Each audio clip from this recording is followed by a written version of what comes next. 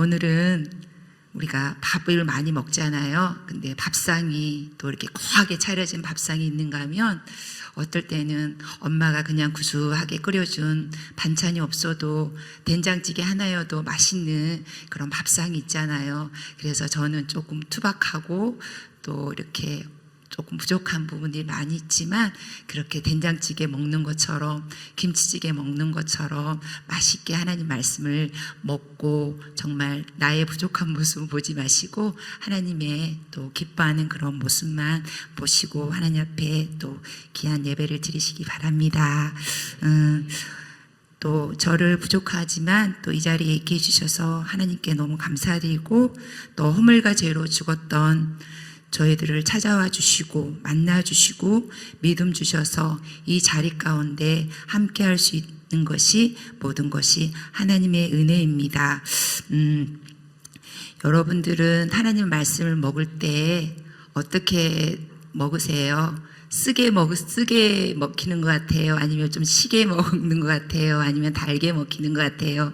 우리가 하나님 말씀을 어떨 때는 먹을 때는 좀 쓰다 알 때도 있지만 어떨 때는 좀 달다라는 그런 느낌이 들 때가 있잖아요. 지난 주일 담임 목사님께서 새벽 예배 때 자식은 여호와의 주신 기업이요 태의 열매는 그의 상급이로다라고 말씀을 선포하시면서 명약은 입에 쓰다라고 말씀하셨어요. 그래서 우리 자녀를 키우면 어린 자녀들은 쓴나물 싫어하잖아요. 입에 단 것만 좋아하고 근데 인생을 좀 살다 보면 좀 이렇게 봄이 되고 그러면 그런 쓴나물이 내 입에 또 달게 느껴질 때가 있거든요. 내가 요즘에 하나님 말씀을 들을 때 하나님 말씀이 이렇게 쓰지? 라고 들을 때가 있을 거예요. 그래서 우리가 그 칠흑 같은 어둠이 있을 때는 분명히 밝아오는 새벽이 있잖아요. 그래서 나의 삶이 좀 칠흑 같다 할지라도 또 좀 쓰다라고 느껴질지라도 하나님께서 분명히 그 일을 통해서 동트는 새벽을 우리에게 주시는 줄 믿습니다. 저에게 이제 지난주 수요일 날 우리 항성규 목사님이 전화가 왔어요.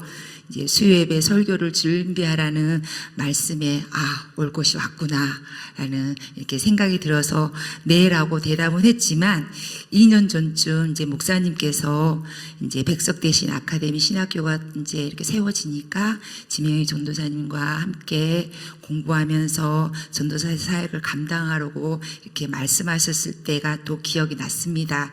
그때의 기억으로는 머리가 하얗고 아무런 생각도 나지 않았고 아버지여 하며 제 입술에서는 뭐라고 말했냐면 내 뜻대로 되는 거는 아무것도 없어 라고 중얼중얼 거리며 혼자서 그렇게 얘기했던 기억이 납니다.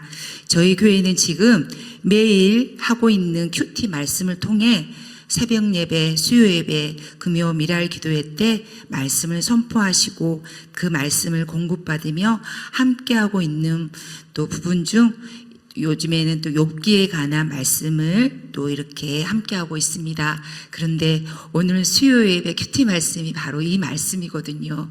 그래서 이제 제가 뭐 생각하고 그럴 거 없이 큐티의 말씀을 그대로 하자 하고 이제 툭 던지고 이제 그 말씀을 이렇게 준비하면서 하는데 욥기하면 참 이런 인내의 말씀이고 또 여러 가지 것들이 좀 부담이 가잖아요. 그래서 저도 욥기의 말씀을 준비하면서 엄청난 또 부담감과 어떻게 해야 하나는 마음뿐이었습니다.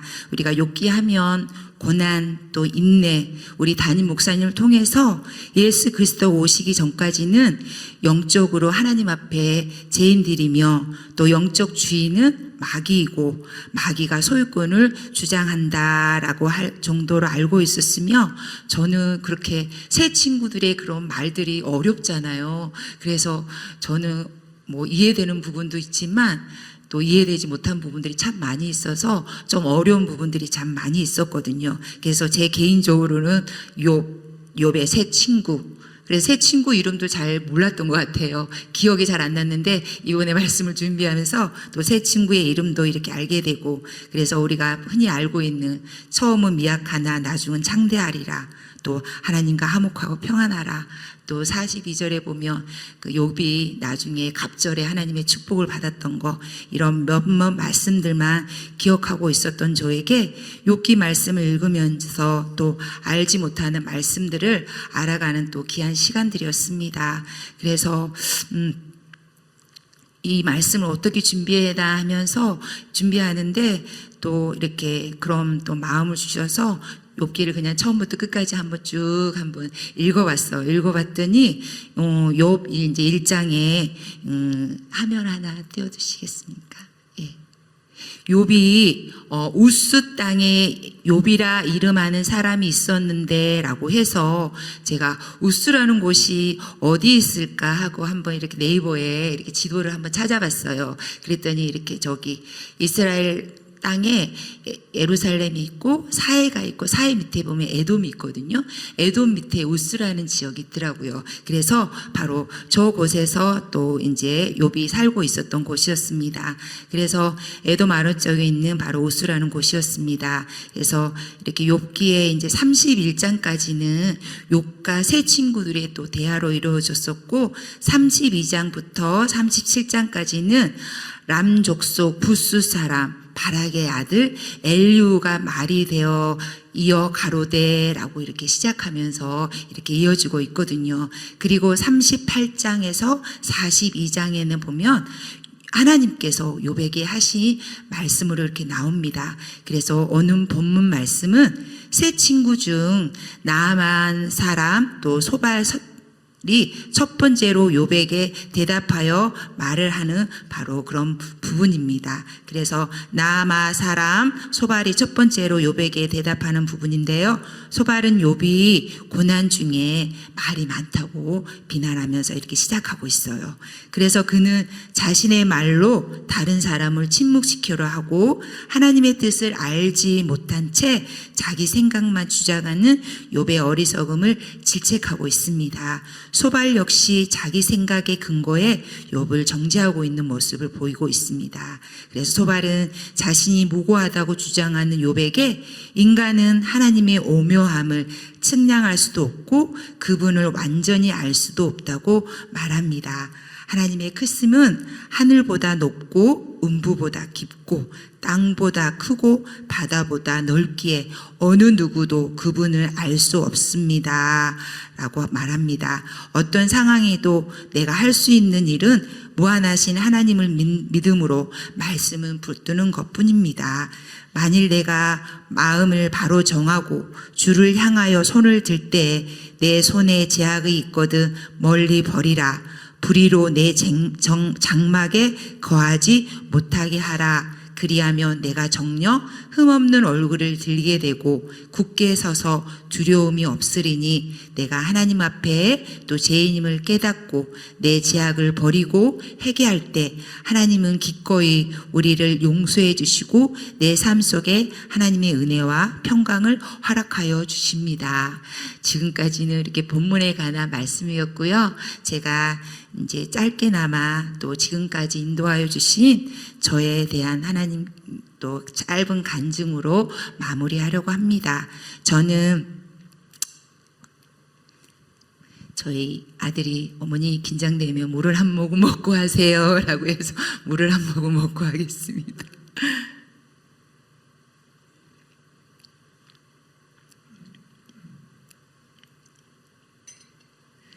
저는 제주도 위에 있는 완도라는 그런 섬에서 살았거든요. 거기가 바로 도서 상간 지역이거든요. 도서 상간 지역은 홈쇼핑에서 물건을 시켜도 배송이 안 돼요. 그래서 저희 어머니한테 뭘 이렇게 배송을 해주고 싶어도 배송이 안 돼가지고 이렇게 어려움이 많이 있어가지고 배송을 못하는 그런 섬에서 태어나 불신 가족에 이제 믿지 않는 부모님 밑에서 예수를 믿지 않고 특별히 섬이다 보니까 저희 친정집은 저희 아버지가 막내인데 종갓집처럼 제사를 많이 지냈어요. 그래서 한 달에 한 번 이상은, 그리고 추석도 있고 설도 있고 시제도 있잖아요. 그래서 엄청 제사를 또 많이 지내고 우상을 숭배했던 그런 가정에서 태어났습니다. 그래서 저는 교회를 갔던 기억은 저희 교회에 소환중앙교회가 있거든요. 그래서 어렸을 때 주일학교 여름 성경학교 때 3번을 출석하며 결석하지 않으면 성경책 작은 거, 그 파란색 표지가 있는 그 성경책을 선물로 주었었어요. 그래서 제 기억에는 제가 누구를 따라갔는지 기억도 안 나고 그 성경책과 여름 성경학교 갔던 기억이 저의 어렸을 때 교회에 대한 추억이거든요. 그렇게 믿지 않는 가정에 태어나 또 이렇게 제가 저희 집에서 고등학교까지 다니고 객지 생활을 하게 됐거든요. 그래서 제 소원은 저희 또 친정 아버지는 특별히 또 믿지 않는 또 그런 가정 속에 살다 보면 또 좋은 모습보다는 안 좋은 모습이 많잖아요. 그래서 추석과 설 명절이 있을 때면 늘 가족끼리 오손도손 도란도란 늘 좋아야 할 그런 명절이 저희 가정은 늘 불화와 우리 아버지의 그런 술 드시고 난 후에 그 후폭풍이 너무 커서 늘 불안과 그런 정말 그런 마음 가정 가운데서 제가 성장을 했었거든요. 그래서 고등학교만 졸업하면 아싸 하는 마음에 빨리 고등학교 졸업하자. 그래서 졸업식도 하기 전에 거기를 나왔어요. 근데 나오고 첫날 밤, 객지생활의 첫날 밤부터 계고상이라는 걸 알았습니다. 그래서 그렇게 생활을 하다가 또 믿지 않는 남편을 만나 또 연년생이 2 아이를 낳고 또 분당 매화마을로 이사 왔을 때 옆집에 사시는 분이 수지 산송교회 다니신 분이셨어요. 그래서 이사 오지도 않는 우리 가정을 위해서 또 기도하고 계셨고 하나님 은혜로 수지 산송교회를 만나 교회라는 곳을 처음 다니며 하나님 은혜 가운데 지금까지 올 수 있었습니다. 그래서 저는 이제 고등학교를 졸업하고 이제 객지 생활을 하면서 이제 학교를 더 이상 다니지는 못했어요. 그래서 늘 그거에 대한 불평과 부모에 대한 원망과 또 저희 남동생 2은 있거든요. 근데 이제 남동생 2은 또 그때는 좀 가정 형편이 조금 나아서 학비를 조금 이렇게 할 수 있는 상황이었는데 제가 다닐 때는 그런 상황도 아니어서 이제 저는 고등학교 졸업한 것만 감사하자라고 하는 마음에 이렇게 했는데 그래서 저희 부모님한테 또 원망도 많이 하고 그렇게 배우지 못한 거에 대해서 더 배우지 못한 거에 대해서 또 남동생들한테도 되게 너희들은 이렇게 배울 만큼 배웠잖아 하면서 그런 안 좋은 마음들을 많이 가지고 있었던 것 같아요. 그런데 2년 전 백석대신 아카데미 과정 가운데 귀한 신학 공부를 시작할 수 있도록 허락하여 주시고 또 작년부터 전도사의 귀한 직분 주셔서 성도님들이 전도사님이라고 저를 부를 때마다 너무 부끄러워가지고 어디 구멍이라도 들어가고 싶고 어떨 때는 저를 부르는지 모르고 그냥 나가 아닌가 보다 하고 예면할 때도 있었는데 그렇게 작년에 정말 한 해를 그렇게 보내었었습니다. 그래서 평신도 때는 새벽 기도도 해야지라는 생각을 늘 하지만 새벽에 알람이 울리면 이런 핑계 저런 핑계로 일주일에 2번, 3번 이렇게 나오던 새벽 기도를 이제는 또 새벽 기도 자리에 있게 하여 주시고 가끔 기도 자리에 있을 때 자고 갈 때도 있습니다만은 늘 그 예배 자리에 있게 해주셔서 얼마나 감사한지 모릅니다.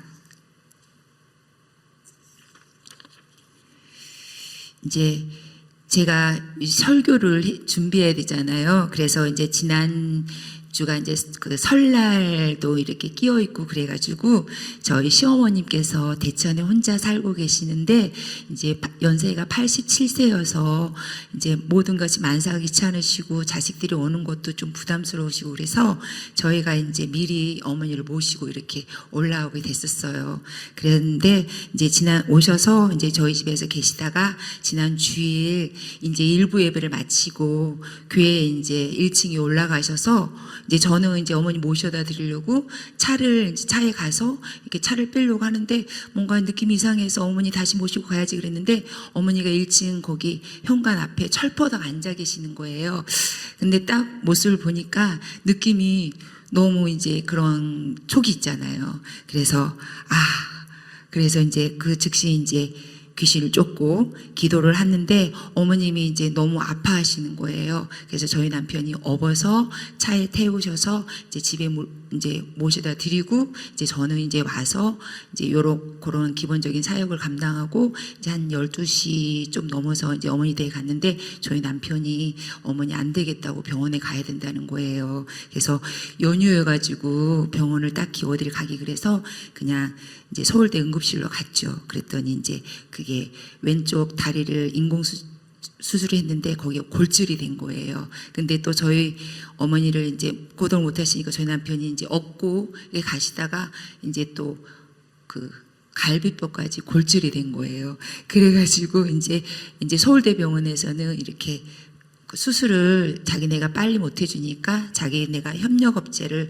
소개해 줄 테니까 가서 옮겨서 이렇게 수술을 하라고 그러는 거예요. 그래가지고 지난 주일날 이제 이렇게 2군데를 이제 옮겨가면서 이렇게 아무 경향도 없이 이제 시간을 보니까 이제 6시가 넘고 그러니까 이제 누군가는 어머니가 고령이다 보니까 보호자가 있어야 되는 거예요. 그래서 이제 제가 보호자로 있고 저희 남편은 미리 좀 보냈어요. 한 5시쯤인가? 시간은 정확하게 기억이 안 나는데 그 정도 이제 가서 저녁 먹고 하루 종일 이제 먹지도 못했으니까 먹고 저녁 예배 드리라고 그러고 이제 내가 있겠다 그러고 이제 저는 이제 저녁 예배를 오늘은 못 드리겠다 이렇게 생각하고 그랬는데 이제 거기 간호사님이 6시 20분쯤 되는데 경향이 없어서 그냥 병원 오느라 다른 물건을 못 챙겼을 텐데 집에 가서 챙겨오라고 그러는 거예요. 그래서 제가 혹시 9시 넘어서 와도 될까요? 그랬더니 괜찮다고 그러면서 챙겨서 그냥 여유 있게 갔다 오라고 그래가지고 저희 남편한테 바로 전화를 한 거예요.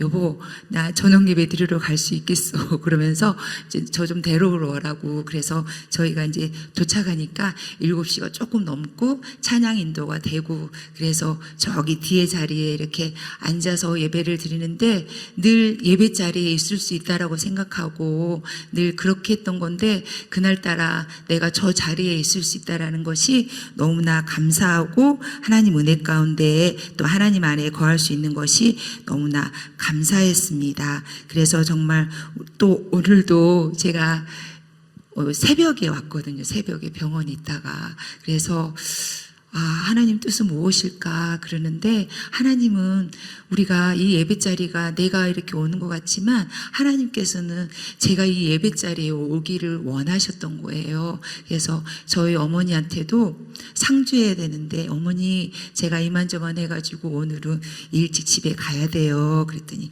알았다 잘하고 와라 이렇게 말씀하셨거든요. 그래서 우리가 어떠한 상황 가운데서도 그 상황을 허락하시는 하나님 앞에 죄로부터 구별하여 거룩하게 하시며 하나님은 우리에게 이유 없이 사건을 또 주시지 않으시고 그 사건과 더불어 그것을 해석할 말씀도 함께 주십니다. 그래서 제가 우리가 마땅히 기도할 바는 알지 못할 때 성령이 말할 수 없는 탄식으로 우리를 위해 간구해 주십니다. 나를 향한 성부, 성자, 성령, 하나님의 온전한 사랑을 알 때 주님의 사랑으로 하나님 안에서 그 사랑을 나누며 함께 할 수 있음을 진정으로 감사를 드립니다. 하나님께서는 세상에 미련한 것들을 택하사 지혜 있는 자들을 부끄럽게 하려 하시고 세상에 약한 것들을 택하사 강한 것들을 부끄럽게 하려 하시며 하나님께서 세상의 천한 것들과 멸시받은 것들과 없는 것들을 택하사 있는 것들을 폐하려 하시나니 이는 아무 육체라도 하나님 앞에 자랑하지 못하게 하려 하심이라. 아멘. 제가 마지막으로 하나님 앞에 사랑 고백하고 마치려고 합니다. 나의 힘이 되신 여호와여, 내가 주를 사랑하나이다. 여호와는 나의 반석이시오, 나의 요새시오, 나를 건지시는 자시요 나의 하나님이시요 나의 피할 바이시요 나의 방패시요 나의 구원의 뿌리시요 나의 산성이시로다. 아멘.